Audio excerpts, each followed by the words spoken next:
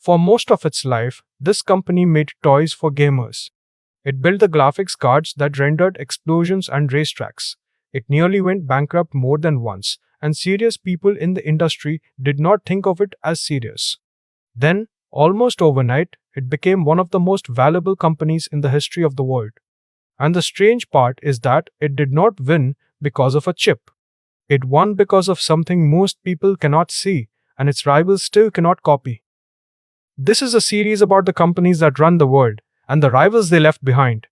Today it is Nvidia, the company whose chips now sit at the center of the entire artificial intelligence boom.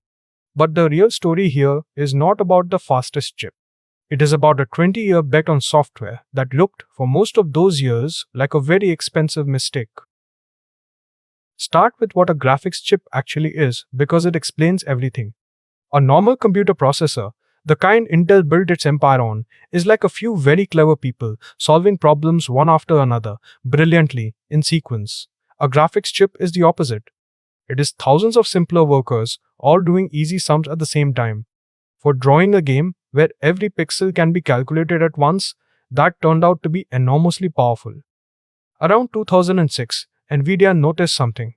That same design, thousands of small workers laboring in parallel, was not only good for games. It was good for any problem you could break into many small pieces at once. Scientific simulations, weather, and, though almost nobody knew it yet, the particular kind of mathematics that would one day power artificial intelligence. So Nvidia made a decision that looked, at the time, faintly absurd. It would build a free software layer that let ordinary programmers use its gaming chips for this serious mathematics, without needing to think about graphics at all. They called it CUDA. And for years, honestly, it was a hard sell. It cost a fortune to build and maintain. Most customers did not want it. And Wall Street kept asking why a games company was pouring money into research software. But Nvidia did something patient and, in retrospect, decisive. It gave CUDA away and it put it everywhere.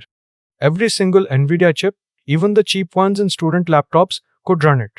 So a whole generation of researchers and students learned to build on CUDA because it was simply there, on the hardware they already owned. Universities taught it. A tool becomes a standard, not when it is best, but when everyone already knows how to use it. Then, in the 2010s, deep learning arrived, and it turned out to need exactly the kind of massive parallel mathematics that Nvidia's chips and only Nvidia's software were already set up to do. When the artificial intelligence explosion came, every researcher who mattered had already spent a decade building on CUDA. Nvidia had, without quite knowing which door it was, been standing in the right doorway for 10 years. Here is the number that captures it. In the market for the chips that train serious artificial intelligence, Nvidia's share is estimated at somewhere around 80 to 90%. Its rivals do not lack good chips, some are excellent. What they lack is 20 years of software and millions of engineers who already speak it fluently. That is the moat, and it is made of habit, not silicon. So who is actually trying to cross it? The most obvious challenger is AMD, Nvidia's old rival from the gaming days. AMD makes genuinely competitive chips, sometimes with more raw memory for the money. But it is years behind on software, with its own alternative to CUDA that far fewer people trust or know. Being nearly as fast is not enough when the whole world has already learned the other company's language. The most serious threat comes from Nvidia's own biggest customers. Google, Amazon, Microsoft, and others spend so much on Nvidia chips that they have started designing their own instead. Google's effort, called the TPU, is a genuinely formidable rival built specifically for this one job. When your largest customers are quietly building the thing they currently buy from you, that is a threat no moat fully stops. It just slows it down. And there is a third front, a wave of newer companies designing radically different chips built to do one thing only: run artificial intelligence and do it faster or cheaper than a general-purpose Nvidia processor ever could. Some are impressive, but every one of them faces the same wall.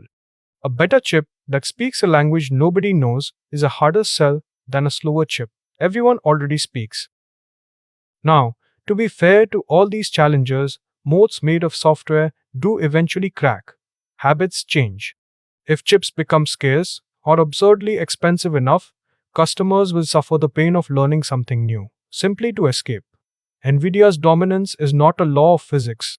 It is a very deep, very sticky preference, and preferences can shift faster than anyone expects once the price of loyalty climbs too high.